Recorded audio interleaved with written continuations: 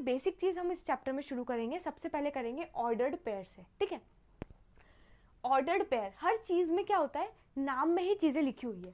Ordered pairs, पहले ये बताइए ऑर्डर्ड मतलब जिसका ऑर्डर हो, ऑर्डर मतलब जिसका ऑर्डर हो, मतलब जिसका ऑर्डर मैटर करता हो, ठीक है।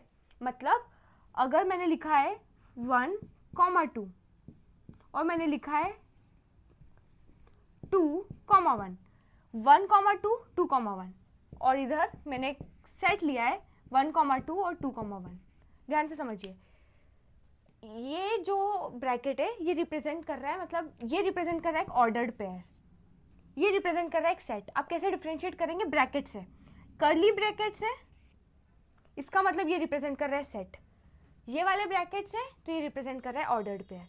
आराम से समझते हैं। चलिए, सबसे पहले ऑर्डर्ड पेयर मतलब, ऑर्डर्ड मतलब जिसका ऑर्डर मैटर कर रहा है, पेयर, पेयर मतलब दो, पेयर मतलब क्या होता है, दो, pairs of socks, pairs of scissors मतलब दो, हर चीज़ में दो बोलते हैं। जब दो बोलते हैं तब हम पेयर का यूज़ करते हैं, ठीक है। तो जब हम दो की बात करेंगे तो पेयर होगा, अगर हम तीन की बात करेंगे तो उसको क्या बोलेंगे, ट्रिपलेट्स। क्या बोलेंगे, ट्रिपलेट्स। तो ऑर्डर्ड पेयर्स भी हो सकता है, ऑर्डर्ड ट्रिपलेट्स भी हो सकता है। बात समझ में आई? और भी हो सकते हैं। मोस्टली हमारे 11th-12th के सब्जेक्ट में ऑर्डर्ड पेयर्स और ऑर्डर्ड ट्रिपलेट्स बस इतना ही आता है, ठीक है। अब देखिए ऑर्डर्ड पेयर्स, एक एग्जांपल लेके समझते हैं। पहले डेफिनेशन से शुरू करते हैं। N ordered pair consist of two objects और elements.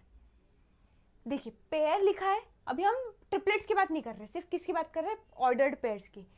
Ordered pair consist of two objects. Two क्यों, क्योंकि यहाँ पे पेयर बोला है, पेयर का मतलब ही क्या होता है, टू।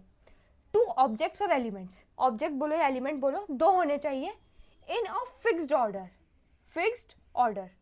तो क्या, देखो दो चीज इंपॉर्टेंट, एक दो होने चाहिए क्योंकि वो पेयर है, ऑर्डर फिक्स होना चाहिए। दोनों ही चीजें उसके नाम में रिप्रेजेंट हो रही, ऑर्डर और पेयर, ठीक है। मतलब दो एलिमेंट्स होने चाहिए या दो ऑब्जेक्ट्स होने चाहिए और उन दोनों का ऑर्डर मैटर करता है, ठीक है। उसको रिप्रेजेंट कैसे करेंगे, ये जो दो ब्रैकेट्स है, ये वाला स्मॉल ब्रैकेट्स, ये रिप्रेजेंट करेंगे, इसके अंदर दो एलिमेंट्स को कॉमा से सेपरेट करेंगे, ठीक है। पहला एलिमेंट दूसरा element separated by comma and in between this to brackets, ठीक है। ध्यान से समझिए, मान लीजिए हमारे पास दो सेट है, एक सेट P है और एक सेट Q है, ठीक है। कैपिटल P और कैपिटल Q हमारे पास दो सेट है। इस कैपिटल P का कोई भी एलिमेंट है उसको हम रिप्रेजेंट कर रहे हैं स्मॉल p से, और इस कैपिटल Q का कोई भी एलिमेंट है जिसको हम रिप्रेजेंट कर रहे हैं स्मॉल q से, ठीक है। हमने अगर बोला है एक ऑर्डर्ड पेयर P, Q, ठीक है, इसका मतलब ये जो स्मॉल p है वो किसको रिप्रेजेंट कर रहा है, एक सेट के एलिमेंट को, ठीक है। तो small p belongs to capital P। ये एक सेट का ऑब्जेक्ट है या एलिमेंट है, किस सेट का, कैपिटल P, और ये किसका ऑब्जेक्ट है, कैपिटल Q, ठीक है। मतलब एक पर्टिकुलर सेट का कोई एलिमेंट P है और इस पर्टिकुलर सेट का कोई एलिमेंट Q है और इनका ऑर्डर मैटर कर रहा है, पहले P आएगा फिर Q आएगा और ये दोनों इस वाले ब्रैकेट के अंदर आएंगे। अगर मैं बोलती हूँ ये वाला ब्रैकेट, देखो ये वाला ब्रैकेट रिप्रेजेंट करता है, कर्ली ब्रैकेट रिप्रेजेंट क्या करता है, सेट्स को। अगर मैं सेट बोलती हूँ तो हमें पता है कि सेट में ऑर्डर मैटर नहीं करता है। आप 1, 2 लिखो, 2, 1 लिखो, ये दोनों आपस में क्या हो जाएंगे, सेम हो जाएंगे, ठीक है। लेकिन ये दोनों आपस में सेम नहीं है, 1, 2 और 2, 1 आपस में सेम नहीं है, क्योंकि ये एक ऑर्डर्ड पेयर है, ये एक ऑर्डर्ड पेयर है, और ऑर्डर्ड पेयर में ऑर्डर मैटर करता है, ठीक है। ऑर्डर मैटर करता है, इसीलिए तो उसका नाम ऑर्डर्ड पेयर रखा है। तो 2, 1 इज नॉट इक्वल टू 1, 2। बात समझ में आ रही है? ऑर्डर्ड पेयर में ऑर्डर मैटर कर रहा है।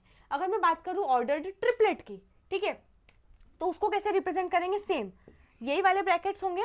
मान लीजिए A है, दूसरा B है, तीसरा C है, ठीक है। ब्रैकेट्स वो यूज होंगे, सेपरेट भी तीनों को किससे करेंगे, कॉमा से ही सेपरेट करेंगे। इसमें दो एलिमेंट्स रखे थे हमने, ठीक है, P और Q। क्यों दो रखे थे, क्योंकि पेयर था, ऑर्डर्ड पेयर था। अगर मैं ऑर्डर्ड ट्रिपलेट की बात कर रही हूँ, ऑर्डर्ड ट्रिपलेट में तीन होंगे, 1, 2, 3।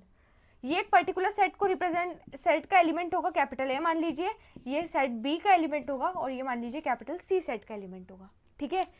तो कोई एक पर्टिकुलर एलिमेंट एक पर्टिकुलर सेट से आएगा, ठीक है, चलिए अब थोड़ा एग्जाम्पल देके समझते हैं ऑर्डर्ड पेयर और ऑर्डर्ड ट्रिपलेट क्या होता है। ठीक है, चलिए एग्जाम्पल लेके देखते हैं। मान लीजिए हमारे पास दो सेट है, एक है कैपिटल पी, इसमें सारे की सारे क्लासेस हैं। ठीक है, मान लीजिए 7th क्लास 8th क्लास, ठीक है, दो क्लास मान लीजिए अभी के लिए, 7th क्लास और 8th क्लास। क्यू सब्जेक्ट्स को रिप्रेजेंट कर रहा है, तो मान लीजिए 3 सब्जेक्ट्स हैं, एक है मैथ्स, एक है इंग्लिश और एक है हिंदी।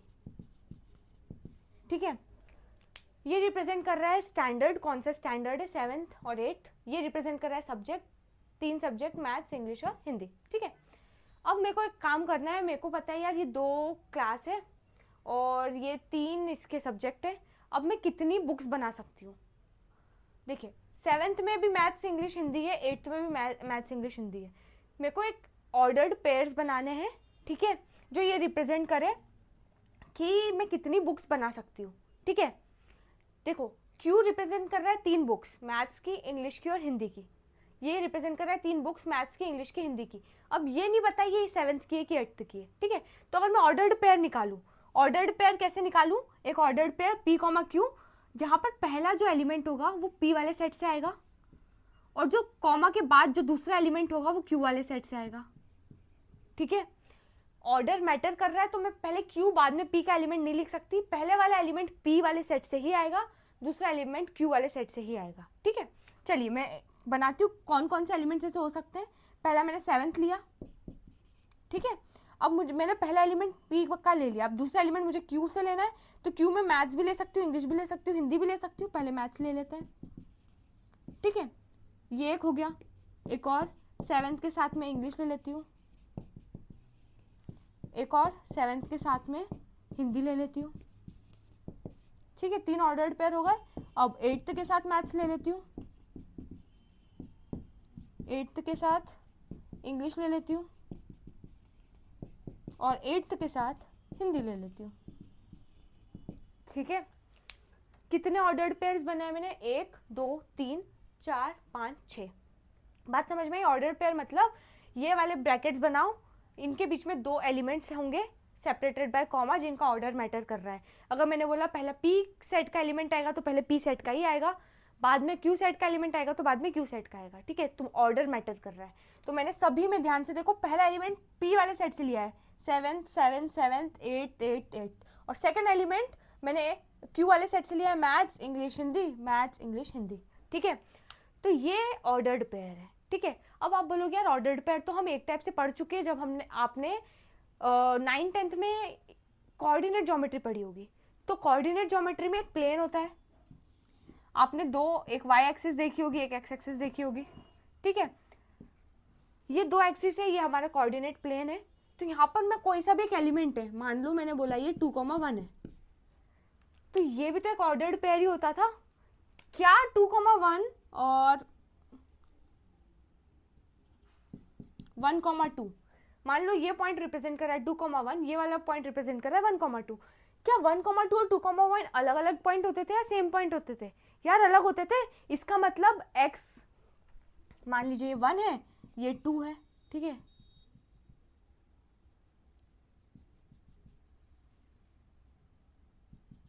वन है 2 है, मतलब इसका मतलब होता था x कोऑर्डिनेट 2 है, y कोऑर्डिनेट 1 है, x कोऑर्डिनेट 1 है, y कोऑर्डिनेट 2 है। मतलब इधर ऑर्डर मैटर करता था। 1,2 और 2,1 अलग अलग पॉइंट को रिप्रेजेंट करते थे। ठीक है, तो इस केस में हम क्या बोलते थे यार? हम बोलते थे x का जो कोऑर्डिनेट है उसको हम एब्सिसा बोलते थे और y वाले कोऑर्डिनेट को हम ऑर्डिनेट बोलते थे। ठीक है, तो जब हमने ये पढ़ा था तो ये भी एक एग्जांपल किसका है? ऑर्डर्ड पेयर का ही है। ठीक है, इस पर्टिकुलर केस में हम x कोऑर्डिनेट को क्या बोलते थे? एब्सिसा, और y कोऑर्डिनेट को बोलते थे हम ऑर्डिनेट। बात समझ में आ रही है?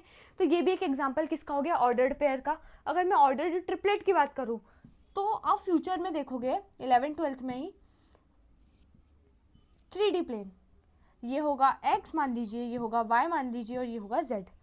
3 है, तो इसका अगर कोई भी पॉइंट आप रिप्रेजेंट करोगे तो वो x, y, नहीं होगा, वो x, y, z होगा। ठीक है, 3 कोऑर्डिनेट्स आपको रिप्रेजेंट करने होंगे। जैसे 2D ज्योमेट्री में आप 2 पॉइंट रिप्रेजेंट करते हो, x, y, पर 3D ज्योमेट्री में आप 3 कोऑर्डिनेट्स रिप्रेजेंट करोगे एक पॉइंट पे, x, y, z, x का कोऑर्डिनेट, y का कोऑर्डिनेट और z का कोऑर्डिनेट, ठीक है। तो ये एग्जांपल किसका हो गया, ऑर्डर्ड ट्रिपलेट का। बात समझ में आ रही है? देखो सिंपल है, ऑर्डर्ड पेयर में ऑर्डर मैटर कर रहा है, पेयर मतलब 2 एलिमेंट्स होंगे, 2 एलिमेंट्स 2 ऑब्जेक्ट्स कुछ भी हो सकते हैं, नंबर हो सकते हैं, नाम हो सकते हैं, कोई भी ऑब्जेक्ट हो सकता है, कोई भी एलिमेंट हो सकता है, ठीक है। सेकेंड चीज, ऑर्डर ट्रिपलेट मतलब ऑर्डर मैटर करता है, ए के बाद बी, बी के बाद सी, जो भी ऑर्डर है। आप ऑर्डर फ्लिप नहीं कर सकते, वो सेट नहीं है, सेट में ऑर्डर मैटर नहीं करता, पर ऑर्डर्ड पेयर या ऑर्डर ट्रिपलेट में मैटर करता है ऑर्डर, ठीक है। तो ट्रिपलेट में आपके पास 3 एलिमेंट्स होंगे, पेयर्स में आपके पास 2 एलिमेंट्स होंगे, ऑर्डर्ड मतलब उनका ऑर्डर मैटर कर रहा है, आप ऑर्डर चेंज नहीं कर सकते, ठीक है। अगर आपको बोला है x, y, z, order triplet का एग्जांपल, तो इस वाले में अगर आपको बोला है कि सेट ए के एलिमेंट्स हैं, ये वाले में सेट बी के एलिमेंट्स है और इस वाले में सेट सी के एलिमेंट्स है, तो आप इसमें बी के एलिमेंट्स नहीं डाल सकते, आपको इसमें ए के ही एलिमेंट्स डालने हैं, आपको इसमें बी के ही एलिमेंट्स लिखना है, आपको इस जगह पर सी के ही एलिमेंट्स लिखने हैं, ठीक है। तो आपको ऑर्डर चेंज नहीं करना है, आपको वही ऑर्डर रखना है। तो ये होता है हमारा ऑर्डर्ड पेयर का मतलब, ठीक है।